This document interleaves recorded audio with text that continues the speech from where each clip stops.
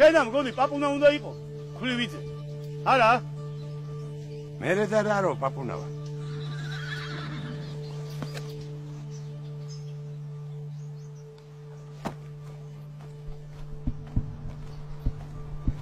ისა რომა? აჰა, ეს ჩაიბარე. მეფე სვიმონის ხალობის იგელია.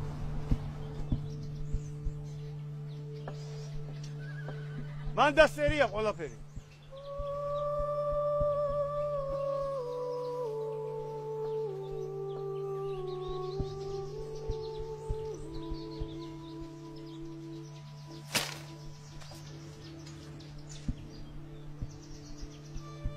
აბა ამისა მე რა გავიგო.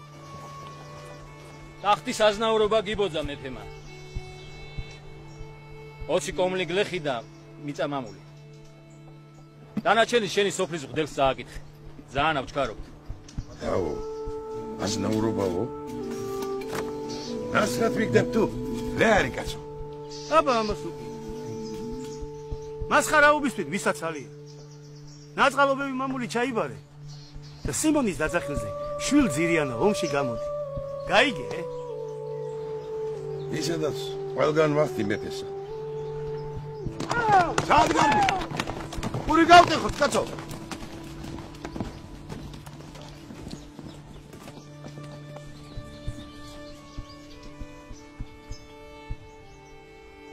რამ გაგაშტერა, კაცო? წყალი დამალეინე.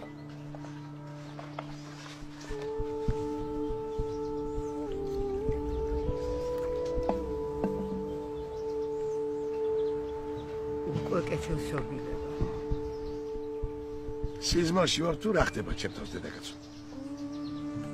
შენც ეგარ გინდოდა? მე მშვიდობე ახლა გუთანს და აქნია შენი გველის პირული.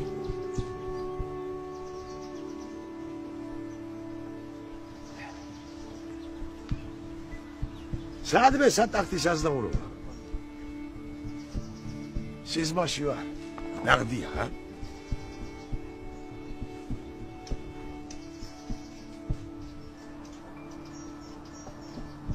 მეგონა დაგსჭიდა მეფე.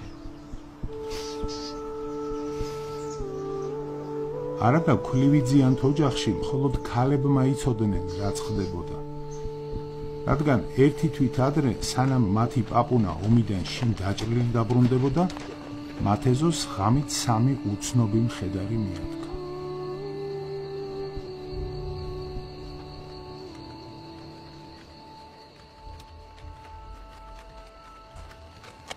ჩვენები დაგრუნდნენ.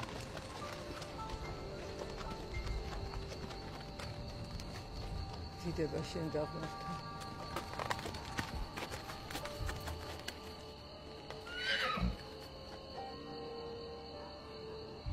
წყალი დაგვალევინეთ, ქალებო. წყალი რა ბედენა. შინ შემოგბრძანდით და პურღვინო მირთ.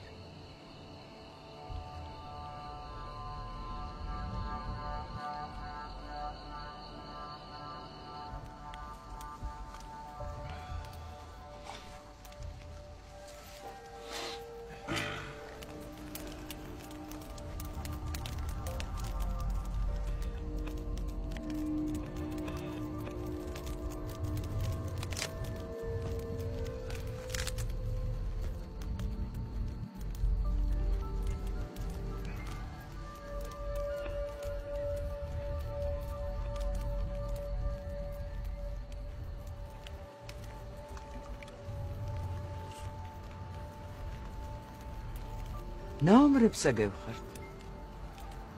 რა ამბავი მოგაქვთ? კარგი ვერაფერი. დავმარცხდით.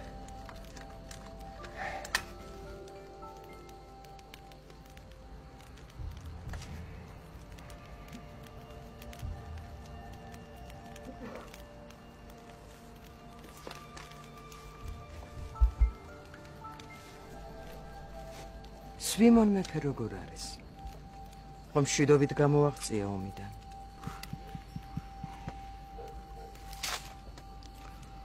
აღარ ყავს სიმონე.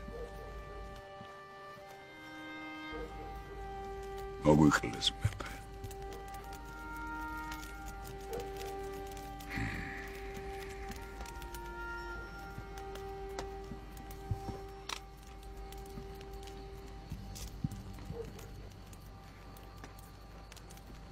მეფე თუ მოგვიკლეს, თქვენ საიდღა გამორბოდეთ, ლაჩხებო.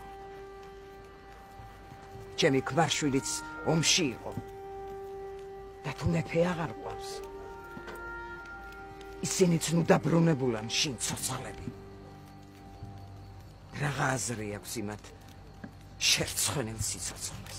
ისი ოჯახია ესა? აპუნა ქლივიძისა.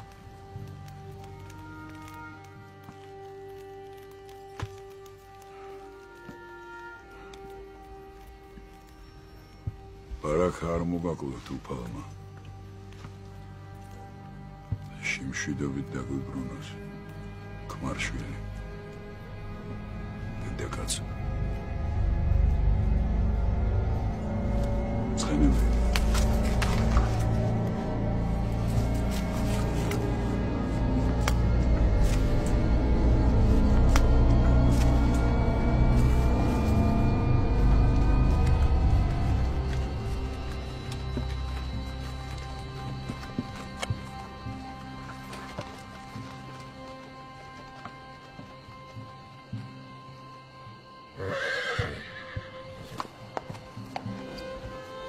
აი, ოჯახი.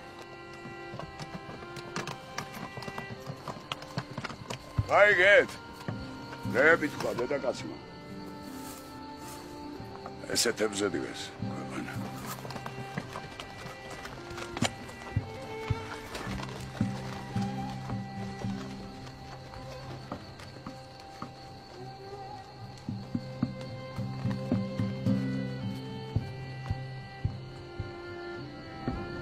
ღმერთი გფარავდეს მეფე.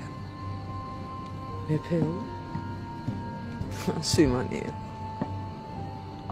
ერთხელ ყავს ნანახი. ჯერ კი ვერ გავიხსენე, მაგრამ ცხენზე რო ჯდებოდა, მაშინ გავიცი.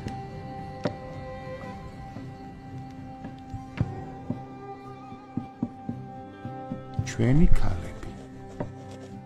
გაგრძელე საქართველოს ისტორია.